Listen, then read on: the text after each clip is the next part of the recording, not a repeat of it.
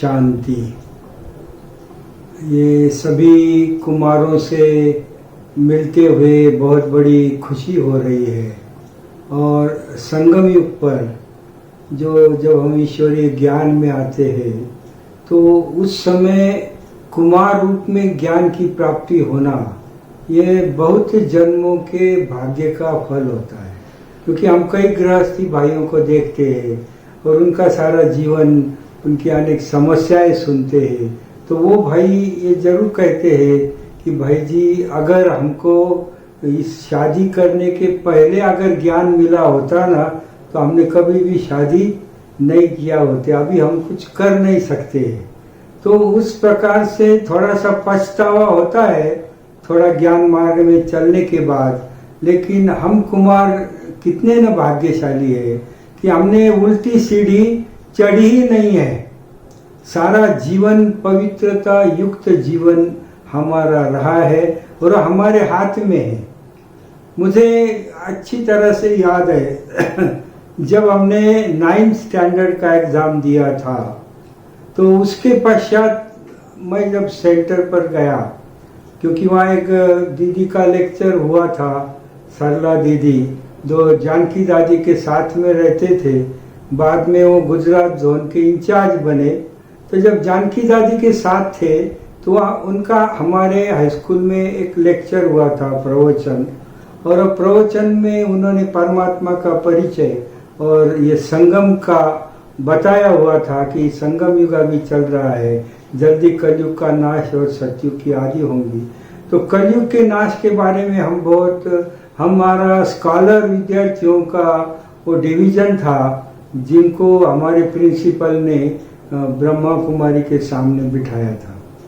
ये आश्चर्य हुआ, सभी को वो बात इतनी अच्छी लगी और बहन जी का वो स्वरूप, उनका बैठना, उनके प्योरिटी की लाइट माइट श्वेत वस्त्र, ऐसा प्रभाव पड़ा कि करीबन सभी बहनें, समझो 20-21 कन्याएं थी और 21-22 कुमार थे, सभी ने निश्चय किया कि हम सेंटर पर जाकर साप्ताहिक कोर्स करेंगे।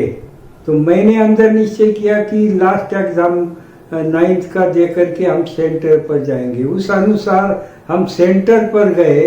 तो विशेषता ये थी कि वो नारायणगांव का सेंटर था और वो स्थापन करने के निमित्त एक मुस्लिम भाई थे जिनका नाम था इस्माइल भाई। तो इस्माइल भाई सेंटर पर बैठे हुए थे, संदल को पीट करके वो मुरली पढ़ रहे थे।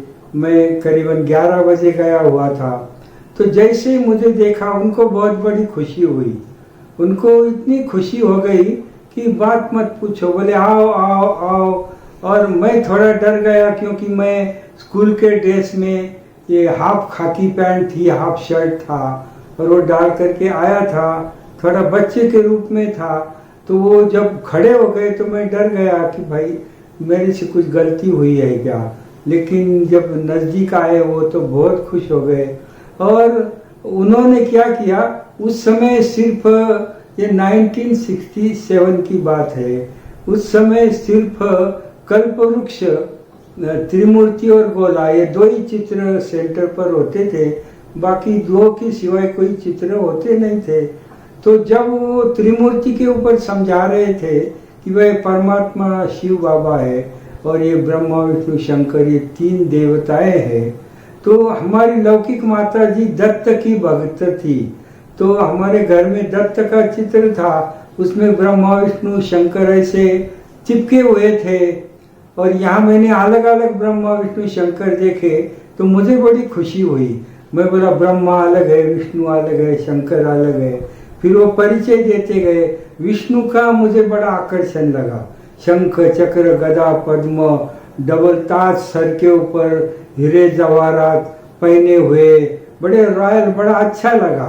तो हमने टीचर को पूछा क्या मैं विष्णु को मिल सकता हूँ।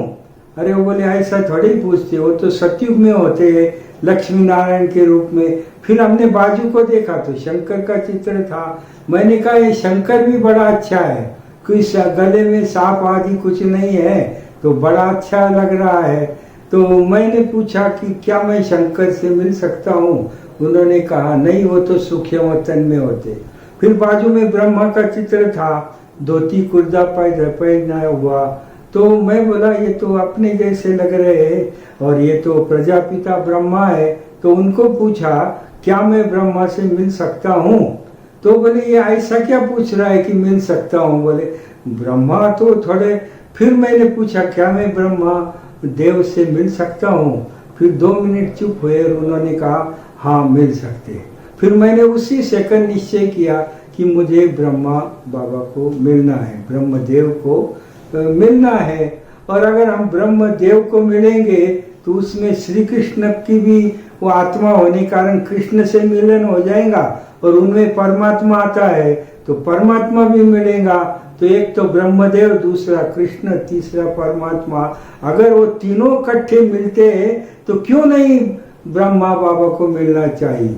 तो उसी समय निश्चय किया और ड्रामा प्लान अनुसार 1.5 साल हुआ था वो सेंटर को। उन्होंने बाबा को पत्र लिखा था कि हमको बाबा आपसे मिलने का है। तो लाल अक्षर में मेरा साप्ताहिक कोर्स पूरा हुआ था, 2 दिन हुए थे, 9 दिन हुए थे और 10वें दिन लाल अक्षर में बाबा का सम्मति पत्र आया था मधुबन से कि भले नारायणगांव के बच्चे बाबा को मिलने के लिए मधुबन में आ सकते हैं। तो सभी परिवार इतना खुश था कि चलो अभी बाबा को मिलेंगे, मधुबन में जाएंगे। और मैं भी खुश था कि चलो बाबा को मिलेंगे। वाकई मुझे 9-10 दिन ही हुए थे तो मैं अपने नशे में था। फिर वो दूसरा दिन आया, उन्होंने बैग लेकर के आए, क्योंकि मधुबन में उस समय जब जाते थे तो बैगेज लेकर के जाना पड़ता था, बिस्तरा भी साथ में लेना पड़ता था। तो तैयारी करके आए और मैं अपने नशे में, और मैंने टीचर को कहा कि मुझे भी बाबा को मिलने को मधुबन जाना है। तो उन्होंने कहा अरे मैं आपको अगले साल जरूर लेकर के जाएंगा, अगले 12 मास के बाद लेके जाऊंगा। तो मैंने उनको कहा कि भाई मैं एक दिन भी कैसे गुजार रहा हूँ मुझे ही मालूम है, 12 मास तक तो मैं जिंदा भी नहीं रहेगा, मुझे तो किसी भी हालत में बाबा को मिलना ही है। और क्या हुआ था, जब मुझे आना था सेंटर पर, उस दिन उन्होंने अनुभव सुनाया कि उस दिन सवेरे जब अमृत बेला उठते तो 3 बजे किसी ने उनकी चद्दर को निकाला। जब चद्दर को खींचा तो वो झट करके बैठ गए, बोले किसने मेरी चद्दर खींचा है? तो उनको सामने बाबा दिखाई दिए और बाबा ने कहा कि आज मेरा बच्चा आने वाला है। इसीलिए वो इंतजार करते बैठे थे और उतने में मैं दरवाजे में आया तो उनको बड़ी खुशी हुई। तो उनको ये मालूम था कि ये जिस दिन आने वाला था उस दिन बाबा ने मुझे बताया था। तो इसलिए वो बोले नहीं ये कोई अलग बच्चा है तो हम इसको लेकर के जाएंगे। तो उन्होंने सारा मधुबन का वर्णन, सारा बाबा का वर्णन, बोले मधुबन में ऐसी गौएं होती है, वो जंगल में चली जाती है, दिन भर शाम को आकर दूध देती है, ये वो सारा मधुबन स्वर्गाश्रम का वर्णन किया। जब हम गाड़ी से रेल से आबू रोड पर आ गए तो वहाँ भूरी दादी होती थी, वो माउंट आबू से नीचे आती थी पार्टी को ले जाने के लिए। तो उनको जब मैंने देखा मुझे बड़ी खुशी हुई कि जैसे एक फरिश्ता, उनके कपड़े भी सफ़ेद, उनके बाल भी पूरे सफ़ेद थे, उनकी चमड़ी चेहरा सारा सफ़ेद था, तेज था। और मैंने समझा कि कोई फरिश्ता इंद्रलोक से ये सृष्टि पर स्वर्गाश्रम से हमको लेने को आया है। तो बड़ी खुशी हुई। वो बोली चलो चलो बैठो बैठो। फिर उन्होंने हमको एक बस में बिठाया। उन दिनों में खाली दिन में ही बसें चलती थी और रास्ता पूरा मिट्टी का था, मिट्टी का रास्ता था। तो हम बैठ गए। जब गाड़ी में बैठे, गाड़ी शुरू हुई तो क्या हुआ, गाड़ी एक एक टर्न लेती थी, ये ऐसा टर्न लेती, फिर दूसरा टर्न, फिर तीसरा टर्न, चौथा टर्न। तो मुझे बड़ी खुशी हुई। हमने कहा कि स्वर्ग का रास्ता कितना अच्छा है, एक तरफ इधर जाओ फिर इधर जाओ और बड़े बड़े पहाड़ है, अच्छे अच्छे वनस्पति, कितने ऊंचे ऊंचे पेड़ है। मुझे हर पहाड़ी पे बाबा नजर आता था। तो ऐसा बहुत बड़ा सुंदर अनुभव हुआ। और उसके बाद हम मधुबन गए। तो उन दिनों क्या होता था जो भी बाबा को मिलते थे तो ऐसे ही बाबा के गोद में बाबा नहीं लेता था, ऐसे नहीं मिलता था। बाबा अनेक सवाल पूछता था और जब सभी सवाल के जवाब देंगे तो फिर बाबा उनको गोद में लेता था। इसलिए टीचर बहन पहले से तैयारी करके रखती थी। 8-10 सवाल जो बाबा पूछने वाले हैं वो टीचर बहन बोलती थी और बाबा फिर तैयारी करके जब हम आए तो हम ऊपर एरोप्लेन में बाबा ने बोला बच्चों को रखो, फिर एरोप्लेन में स्नान आदि करके अच्छी तरह से फ्रेश होकर के हम नीचे चौक में पांडव भवन के उतरे। उतने में हमारी ब्राह्मणी दीदी आई, उसने कहा चलो चलो बाबा झोपड़ी में बैठे आपका इंतज़ार कर रहे। तो फिर हम लोग गए झोपड़ी में। तो मैंने दरवाज़ा खोलते ही इतना झोपड़ी के दरवाजे के अंदर गधेले पर बाबा टांग पर टांग चढ़ा करके, बड़ा स्ट्रिक्ट और ऐसा गोरा लाल बाबा का चेहरा, वो देखकर मैं इतना खुश हो गया। मैं बोला वो त्रिमूर्ति का ब्रह्मा और यही ब्रह्मा यही ब्रह्मदेव हमारे सामने बैठे हुए। तो बड़े नशे में खुशी में फिर हम झोपड़ी के अंदर आए। सब हमारी पार्टी बैठी, दीदी ने हमारे ब्राह्मणी ने सारे क्वेश्चन पाठ करके रखे हुए थे। फिर बाबा ने हम लोगों को पूछा बच्चे जर्नी कैसे हुआ। हमने कहा बाबा बहुत अच्छा जर्नी हुआ। फिर बाबा ने कहा कि बच्चे स्नान आदि हुआ। हम लोगों ने कहा हाँ स्नान आदि हुआ। फिर बाबा ने पूछा अच्छे रिफ्रेश हुए। हाँ बाबा अच्छे फ्रेश हो गए। अच्छा, फिर बाबा ने कहा बच्चे पहली बार ही आए हो। तो सभी ने कहा हाँ बाबा। तो हमारे ब्राह्मणी ने बड़ी आंख करके पूछा मैंने क्या सिखाया। तो झट सभी बोले नहीं बाबा हम 5000 साल पहले भी आए थे, अभी भी आए हैं और 5000 साल के बाद भी आएंगे। हमको क्या मालूम बाबा गोल गोल करके पूछेगा। हमने समझा डायरेक्ट बाबा पूछेगा और हम जवाब देंगे। बाबा ने तो गोल गोल करके पूछा। ऐसे बहुत प्रश्न बाबा ने पूछे। जब मेरा नंबर आया एक एक से बाबा पूछता था। जब मेरा नंबर आया मैं तो छोटा 14-15 साल का था। तो मैंने जब मुझे बाबा सामने आए तो बाबा ने पूछा अच्छा बच्चे किसको मिलने के लिए आए। तो मैंने कहा बाप दादा को मिलने को आए, क्योंकि हमको पढ़ा करके रखा था। मैंने कहा बाप दादा को मिलने को आए। तो बाबा ने पूछा कि दादा कहाँ है। तो झट बोला कि दादा सामने बैठे हुए हैं। अच्छा, फिर बाबा ने पूछा बच्चे शिव बाबा कहाँ है। तो मैं क्या झट बाबा के आंख के ऊपर चढ़ गया, मांडी पर बैठ गया बाबा के और दोनों भ्रुकुटी के बीच में अंगुली रखा बाबा के और कहा कि शिव बाबा यहाँ है। तो बाबा भी बड़े खुश हुए। मनमोहिनी दीदी आदि थी, उन्होंने भी ताली लगाई। बोले बच्चा तो निकला कि बाबा के ऊपर ही बैठकर भ्रुकुटी में अंगुली करके बताया कि शिव बाबा यहाँ है। फिर बाबा ने ऐसा गोद में लिया।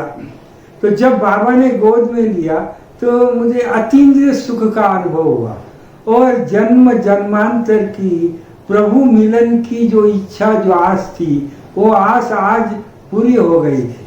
इतनी खुशी हुई, इतना अशरीरी शरीर जैसा है ही नहीं और बस आत्मा उस सुख में डूब रही थी।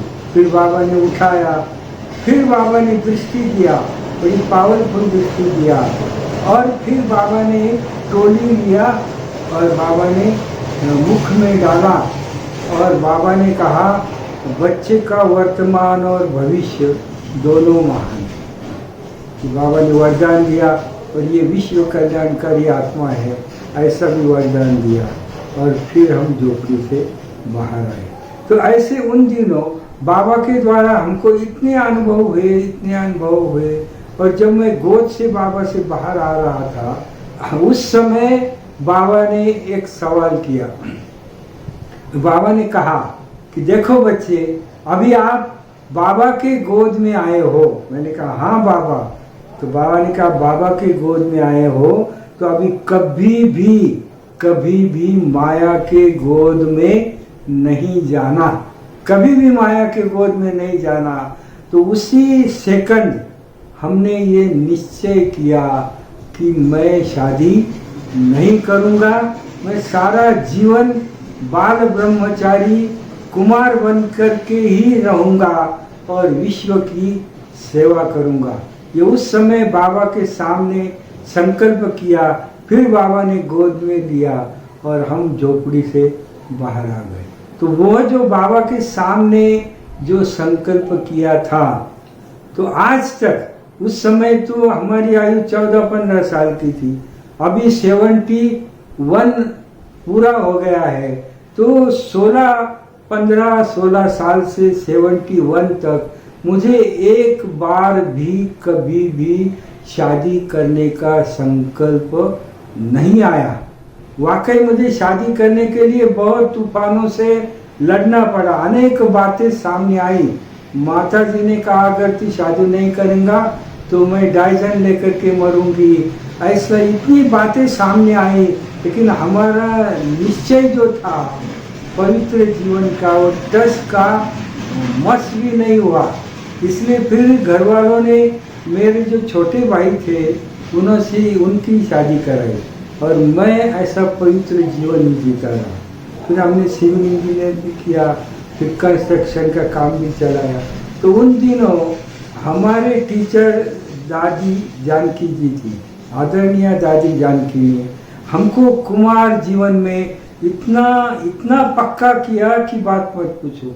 दादी जी का क्लास में रूल था कि सारे क्लास में कुमार पहले लाइन में बैठेंगे, ये दादी का नियम था। इसलिए सभी कुमारों को समझो 6:30 बजे क्लास शुरू होता था, तो हम 6:15 बजे क्लास में हाजिर हो जाते थे, ताकि कुमारों को पहले लाइन में बैठना पड़ता था। तो ऐसे दादी जी ने कुमार जीवन में भी हमको बहुत बातें सिखाई, सुनाई। मैं खाली एक छोटा सा एग्जाम्पल दूंगा, बात को पूरा करूंगा कि जानकी दादी ने हमको क्या सिखाया। तो एक दिन हम सभी कुमारों को दादी ने बिठाया, हम 7-8 कुमार थे, कॉलेज में पढ़ाई पढ़ते थे। तो फिर दादी ने हम लोगों को पूछा कि आप यज्ञ सेवा क्या करते हो। तो यज्ञ सेवा क्या करते, तो हमने कहा दादी जी हम तो विद्यार्थी है और हमको तो कोई कमाई नहीं है, इसलिए हम कुछ सेवा नहीं कर सकते, बाकी हम स्थूल सेवा करते, यज्ञ सेवा तो हम नहीं कर सकते। तो दादी ने कहा अरे अगर आपने यहाँ बीज ही नहीं डाला तो आपको क्या मिलेगा। अब जब इस जन्म में तुम संगमन करेंगे तो 84 जन्म आपको प्राप्त होगा, तो कुछ ना कुछ सेवा तो करनी चाहिए। फिर कैसे करे। तो दादी ने एक एक से पूछा कि आपको जो खर्चा चलता है आपका कैसे चलता है। तो हम लोगों ने कहा उस समय हमारा खाने का डब्बा गांव से बस के द्वारा आता था और हमको खर्चा करने के लिए 50 रुपये हर मास मिलते थे। तो हमने कहा हमको भोजन घर से आता है डब्बा और 50 रुपये मास भर खर्चे के लिए आते हैं। तो उसमें क्या है, कॉलेज के लिए कुछ किताबें कागज आदि के लिए खर्चा होता है और कुछ पैसा हमारा वो बस में आता है, क्योंकि कॉलेज के हॉस्टल से सेंटर को आने तक बस में बैठ करके आना जाना होता था। तो उसमें हमारे 14-15 रुपये उसमें चले जाते थे। फिर दादी ने पूछा आपको टिकट आने का 4 आना है, जाने का 4 आना है। तो फिर दादी ने क्या कहा कि आप क्या करो, आपको छुट्टी कब होती है। हमने कहा दादी संडे को छुट्टी होती है। फिर संडे के दिन आप क्या करो, हॉस्टल से अमृत वेला होने के बाद पैदल चले आओ सेंटर तक और बाबा से योग लगाते हुए सेंटर पर आ जाओ। और फिर जब मुरली सुनेंगे, मुरली सुन करके बस से नहीं जाने का, पैदल पैदल करके हॉस्टल पर जाओ। तो आपका कितना बचेगा। तो हमने कहा दादी आने का 4 आना, जाने का 4 आना, 8 आना बचेगा। तो फिर कहा कि ये संडे मास में कितने संडे होते। तो हम लोगों ने कहा दादी 4 संडे होते। तो एक संडे को कितनी बचत हुई, तो 8 आने की बचत हुई। तो 4 संडे की कितनी बचत हुई, 2 रुपये, तुम्हारा 2 रुपया बचेगा।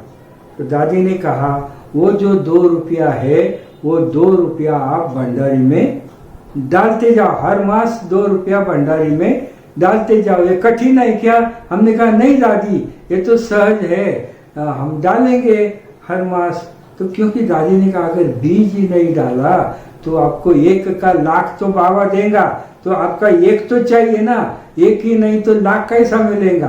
तो इसलिए फिर 2 रुपया हर मास हम डालते थे। 2-3 मास हुए, दिवाली की छुट्टी के दिन आए, फिर हमको 4 दिन के बाद फिर वापस गांव जाना था, तो 50-50 रुपये आया था। अभी इतना खर्चा तो होने वाला नहीं था। फिर हम 6-7 कुमार इकट्ठे हो गए, अरे बोले अभी इस मास तो खर्चा नहीं है, 4 दिन तो गए, तो अभी तो इतना 50 रुपये अपने पास है, तो अपन क्या करेंगे, 1 मास में 2 रुपया दादी ने डालने को कहा है, तो अपन क्या करेंगे, 12 मास का 24 रुपया डाल देंगे भंडारी में, तो 1 साल अपन फ्री हो जाएंगे। फिर क्या हुआ, गुरुवार का दिन था, हमको जाने का था अगले दिन, तो भोग होने के बाद फिर हम सभी भंडारी के पास गए, और सभी कुमार भंडारी के पास देख करके, दादी संदली पर बैठी थी, तो जानकी दादी ने सब कुमार को बोले आओ, उधर क्या कर रहे हैं, बोले यहाँ आओ। तो सबको सामने बिठाया और दादी ने पूछा कि तुम क्या कर रहे थे। तो फिर हम लोगों ने कहा कि दादी आपने हर मास 2 रुपया सेवा, यज्ञ सेवा बोला है, अभी हम घर को जाएंगे, दिवाली के 50 रुपये आए हैं, अभी खर्चा कुछ नहीं। तो हम सभी ने आपस में राय किया है कि 1 मास का 2 रुपया, तो 12 मास का 24 रुपया हम भंडारी में डालेंगे। तो दादी ने क्या, अच्छा तुम सब 1 साल का भंडारी में डालने वाले हैं? हाँ, वही दादी कर रहे थे। तो दादी ने कहा देखो मैं तुमको कहती हूँ कि कल आप आने वाले हैं क्लास में। हाँ दादी, हम सवेरे का क्लास करने वाले हैं कल। तो जब आप कल क्लास में आएंगे ना, तो 1 मास का भोजन करके आओ। तो हम एक दूसरे के चेहरे देखने लगे, वह 1 मास का भोजन करके आने का माना क्या करने का, कैसा पॉसिबल है। तो हम सभी ने कहा दादी 1 मास का कैसे, क्या 1 दिन में भोजन करेंगे। तो बोले जैसे आप 1 मास का 1 दिन में भोजन नहीं कर सकते हैं, ऐसी 12 मास की यज्ञ सेवा आप 1 दिन में नहीं कर सकते हैं। आपका सेवा का संस्कार होना चाहिए, और 1 दिन करके थोड़ा ही संस्कार बनेगा। हर मास 1 से 10 तारीख के बीच में आपको ये 2 रुपये की सेवा करने की है, और ये जब बार बार आप करेंगे तो आपका दान का संस्कार बनेगा। और सतयुग त्रेता तो क्या, द्वापर कलयुग में भी आपको कम पड़ेगा नहीं, क्योंकि आपका दान का संस्कार बनेगा। फिर ये सभी को हमको पसंद आया, और हम फिर वो हर मास 1 के 10 के बीच में हम यज्ञ सेवा करते गए। ऐसे अनेक बातें दादी जी ने हमको सिखाई, और जिसके कारण हम ज्ञान मार्ग में बहुत अच्छी तरह से चलते रहे। उस दिन से लेकर के आज तक ऐसा कोई दिन नहीं गया है कि हमने बाबा की मुरली सुनी नहीं है। समझो 2 दिन कुछ परीक्षा के कारण नहीं जा सके, तो 2 दिन के बाद हम जाकर के पिछले की मुरली पढ़ते थे, और फिर तीसरे दिन क्लास में बैठते थे। तो ऐसे लगातार मुरली का भी महत्व, और दादी जो मंथन करती थी मुरली पढ़ने के पहले, वो इतना पावरफुल होता था कि भागते भागते हम हॉस्टल से सेंटर पर आकर बैठते थे कि वो हमारा मिस नहीं होना चाहिए। तो ऐसे पूरे संगम युग में जहाँ भी सेवा होती थी, हम भाग दौड़ करके सेवा में हाजिर होते थे। प्रदर्शनी हो, किसको कुछ समझाना हो, कुछ स्थूल सेवा हो, गुरुवार का भोग अनेक भाइयों को बांटना हो, हर एक के दुकान में 2-2 किलोमीटर जाकर के हम उनको भोग दे करके आते थे। तो ऐसे अनेक प्रदर्शनियाँ, सब सेवा करते थे। तो ये अनेक सेवा का संस्कार भी स्थूल सूक्ष्म में भी दादी ने डाला, और पवित्रता का फाउंडेशन ऐसा पक्का कराया कि आज भी हमारे ग्रुप के करीबन 4 से 5 कुमार ऐसे हैं जिनकी आयु 70 साल के ऊपर है, और सभी के सभी बाल ब्रह्मचारी है। कभी भी एक कदम पीछे संगम में नहीं लिया है। तो ऐसे बड़े खुशी से लौकिक अलौकिक प्राप्ति हमको भरपूर हुई। और सब एक प्रोफेसर है अभी एक हेडमास्टर है हाई स्कूल के, इंजीनियर है, एक डॉक्टर था, ऐसे सभी अभी है। तो इस प्रकार से बीज जो पड़ा वो पावरफुल होने के कारण लाइफ, ईश्वरीय लाइफ भी अच्छी। और ये कितना भाग्य है, अपने हाथ में ही नहीं ना, कुमार होते हुए ईश्वरीय ज्ञान प्राप्त करना, ये बड़ी लक की बात है। बाकी दूसरी बात वर्तमान समय की जो है, तो वर्तमान समय कुमारों को अचल और अडल महावीर बन करके हनुमान महावीर का पाठ कुमारों को बजाने का है, क्योंकि अभी समय बहुत अलग अलग ढंग का समय आया है। और ये कोरोना ने सारी दुनिया को हिला करके रखा है। जो मनुष्य आसमान में उड़ने जा रहा था, वरना धन धन पैसा पैसा ही करते थे, और लोग कहते थे पैसे से क्या वो नहीं मिलता, किसको ईश्वरीय ज्ञान सुनाओ तो बोले आत्मा परमात्मा से क्या पेट भरेगा क्या, बोले हाँ, और पैसा चाहिए, और पैसा पैसा ही करते रहते, बोले पैसे से क्या नहीं मिलता। एक सेठ हमको मिला, बोला पैसे से माँ बाप भी मिलते हैं, पैसे से क्या नहीं मिलता। और हमको वैशिष्ट यह है कि 2 मास पहले वही वो सेठ जो था, जो पैसा पैसा कर रहा था, उसका अपना एक भाई उनको बाबा का परिचय दे रहा था, और बीच में वो बोला इससे क्या फायदा है करके गया। तो उसका मुझे एक दिन फोन आया 2 मास पहले कि साहब मुझे आपसे बात करनी है। उनके घर का बंगला हमने एक बनाया था, एक बंगला दूसरा उसको बनाने का था। वो आया था, मेरी मुलाकात नहीं हुई, भाई ने उनको परिचय दे रहा था। तो उस दिन उसने कहा कि साहब वो आपका जो भाई जो सेंटर पर मुझे जो कह रहा था ना, वही सही है, बोले बाकी दुनिया में कुछ अर्थ नहीं। बोले मेरे 3 कोऑपरेटिव बैंक में करोड़ों रुपए है, बोले लेकिन मैं कुछ नहीं कर सकता। मेरी बच्ची, मेरी युगल, मेरे बच्चे भी मेरे को मिल नहीं सकती है। मेरी माँ तड़प रही है, वो भी मुझे मिल नहीं सकती है। और कोरोना के वार्ड में मैं खटिया पर पड़ा हुआ हूँ, छत को देखकर जिंदगी गुजार रहा हूँ, कुछ भी काम में नहीं आ रहा है। तो मुझे कुछ वो भाई जो परमात्मा की बात बोल रहा था वो मुझे जरा सुनाओ। तो हमने उनको थोड़ा बाबा का परिचय दिया। फिर उसके चेहरे पर प्रसन्नता और बड़ी खुशी नजर आई, और 3 दिन के बाद उसने शरीर छोड़ा। तो ऐसा जो है मनुष्य जो हवा में उड़ रहे थे, उनको कोरोना ने जगह पर लाया। जिन्होंने चांद पर प्लॉट बनाए थे अमेरिका के लोगों ने, वो अमेरिका के लोगों ने चांद पर भी प्लॉटिंग किया था। दुबई मस्कट के लोगों ने बुकिंग भी किया हुआ था। लेकिन इस कोरोना के पीरियड में जिन्होंने प्लॉट बनाए थे वो भी चले गए, और जिन्होंने बुकिंग किया था वो भी चले गए, कोई नहीं रहा। इंसान को कोरोना ने उसके हैसियत का पता पट करके दिया, रियलाइज करा के दिया कि आपकी कीमत क्या है। इसीलिए समय बहुत ढंग से बदल रहा है। और संगम युग के हिसाब से जो वर्तमान का जो समय है, तो वर्तमान का समय बहुत अलग समय है। जैसे साकार रूप में बाबा ने 33 ईयर तक 100 साल का अगर संगम युग है तो 1/3 बाबा ने साकार में पाठ बजाया। उसके बाद हाफ 48 to 50 ईयर तक बाबा ने अव्यक्त पाठ बजाया। और अभी वर्तमान समय बाबा का निराकार का रोल चल रहा है। साकार में बाबा को अनेक बंधन थे, रेल का टिकट निकाले बिना बाबा दिल्ली नहीं जा सकते थे। आकार में तो ऐसा नहीं था, आकार में तो बाबा आता था, क्लास करा के जाता था। लेकिन आकार में भी लास्ट में दादी के तबीयत का बाबा को ख्याल करना पड़ता था। कभी बाबा का टर्न का डेट होता था कि रथ अच्छा नहीं है तो बाबा नहीं आ सकता था। तो अव्यक्त का भी बंधन बाबा ने अभी छोड़ दिया है, और निराकार रूप में वर्तमान समय बाबा अपना कार्य कर रहे हैं।